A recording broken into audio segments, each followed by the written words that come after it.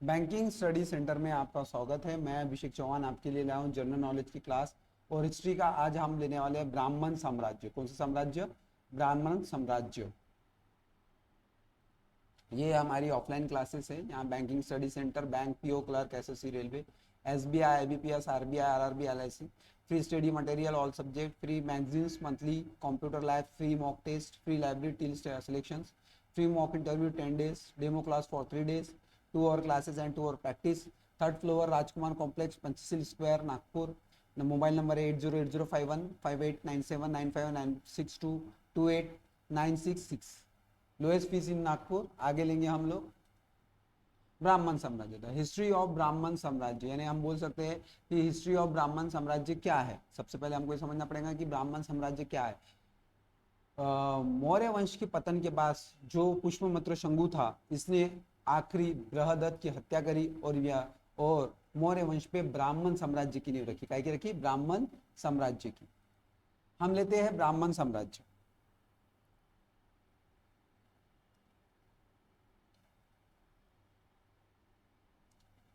पहले है शंगु और कनवंश। पुष्पमित्र शंगु, जिसने मगध पर शंगु वंश की नींव डाली, यह ब्राह्मण जाति का था।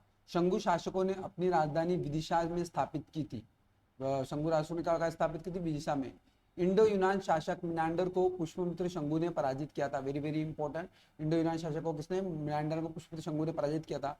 पुष्पमित्र शंगु ने 2 बार अश्वमेध यज्ञ, कितने बार अश्वमेध कराया था? 2 बार अश्वमेध यज्ञ, और एक बार उसने जो कराया था पंतजलि से अश्वमेध यज्ञ कराया था। क्या कराया था? पंतजलि से अश्वमेध यज्ञ कराया था। अश्वमेध यानी इस तरह से होता है कि जहां जहां ये घोड़ा जाएगा तो ये वो स्थान राजा का होगा। और पुष्पमित्र ने अश्वमेध यज्ञ ये 2 बार करा चुका है। भरतुत स्तूप का निर्माण पुष्पमित्र शंगु ने किया है। Very very important. Bharhut stupa जो मध्य प्रदेश में, इसका इस्तेमाल किसने किया? निर्माण किसने किया है? पुष्पमित्र शंगु ने किया है। शंगु वंश का अंतिम शासक देवभूत था।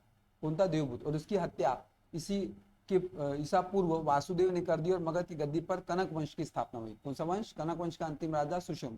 कुछ समय के लिए था, लेकिन इसके बाद एक नया राजा आया था जिसका नाम था सुशर्मा। क्या नाम था? सुशर्मा।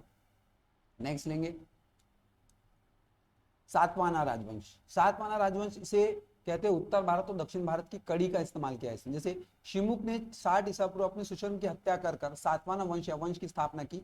ये आंध्र वंश यानी शासकों ने अपनी राजधानी प्रतिष्ठान, गोदावरी नदी के किनारे पर स्थित एक जगह है, ठीक है, स्थापित किया। प्रतिष्ठान महाराष्ट्र के औरंगाबाद जिले में। Very very important. एग्जाम में पूछते हैं कि सातवाहन वंश की राजधानी क्या थी, तो उनकी थी प्रतिष्ठान। सतवाहन वंश के प्रमुख शासक थे सिमुक, शतकर्णी, गौतमी पुत्र शतकर्णी, वशिष्ठ पुत्र पुलमामी और यज्ञश्री शतकर्णी। शतकर्णी के ने 2 बार अश्वमेध यज्ञ और 1 बार रासु यज्ञ कराया था। रासु यज्ञ यानी इसमें पूरे राजा लोग भाग लेते हैं। और अश्वमेध में आपको बताया कि घोड़े को छोड़ दिया जाता है और जहां जहां जाता है घोड़ा वो राज्य राजा का हो जाता है। सातवाहन शासकों के समय में प्रसिद्ध साहित्यकार यानी लिटरेचर वाले थे, हला और गुंडया थे। हाल ही में गत सप्तशती और गुंडया ने बृहद कथा नामक पुस्तकों की रचना की है। सातवाहन ने चांदी, तांबे, सीसा, सर्वाधिक पोर्टिन और कांसे की मुद्राओं का भी प्रचलन किया। सातवाना सिक्का ढालने में जिस शीशे का इस्तेमाल करते थे उसे रोम से मंगाया जाता था। एग्जाम में क्वेश्चन है कि सातवाना जो सिक्के ढालने में जिस शीशे का इस्तेमाल करते थे उसे कहां से मंगाया जाता था? रोम से मंगाया जाता था। सातवाना किसने? चांदी, तांबे, सीसा, पोटीन, कांसे की मुद्राओं का प्रचलन किया। सातवाना अपना सिक्का का ढलाने में जिस शीशे का इस्तेमाल करते थे वो रोम से मंगाया जाता। ब्राह्मणों को भूमि में अनुदान देने की प्रथा का आरंभ सातवाहन शासकों ने सर्वप्रथम किया था। तो ब्राह्मणों को भूमि दान देने का आरंभ कब किया था? सातवाहन शासकों ने सर्वप्रथम किया था। यानी देखो क्या हो गया था, जब ब्राह्मण ने, उनके पास सोना ज्यादा हो गया था तो उन्होंने क्या मांगे थे? भैया हमें दान में क्या चाहिए? भूमि चाहिए। तो भूमि दान की सर्वप्राचीन पूर्व लेख प्रमाण शताब्दी ईस्वी सातवाहनों के नान घाट अभिलेख में मिलता है, जिसमें अश्वमेध यज्ञ में एक गांव देने का उल्लेख है। तो सबसे पहले एक गांव को पूरा दान में दिया गया था, ठीक है। सातवाहनों की राज्य की भाषा प्राकृतिक और लिपि ब्रह्म थी, यानी वो प्राकृतिक भाषा और लिपि कैसे लिखते थे? ब्रह्म लिखते थे। सातवाहनों में हमें मातृ स्वतंत्र ढांचे का अभाव मिलता है। इसके राजाओं के नाम उनकी माताओं के नाम पे रखने की प्रथा है।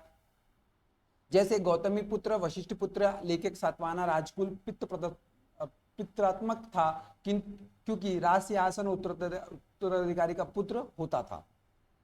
नेक्स्ट, सातवाहन शासकों ने ग्रामीण क्षेत्र में प्रशासन का काम गौमिक को सौंपा था। गौमिक एक सैनिक टुकड़ी का प्रधान होता था जिसमें 9 रथ 9 हाथी, 25 घोड़े और 45 पैदल सैनिक होते थे। सातवाहनों की महत्वपूर्ण कृतियां, उन्होंने क्या क्या बनाया? कला का चैत्य, अजंता एलोरा की गुफाओं का निर्माण, अमरावती कला का विकास, शतकर्णी, अन्य सभी सातवाहनों शासकों को दक्षिण पथ के स्वामी कहा जाते थे।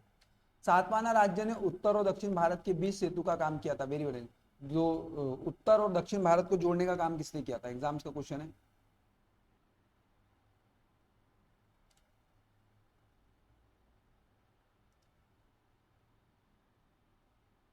उत्तर भारत प्लस दक्षिण भारत को जोड़ने का काम किसने किया था?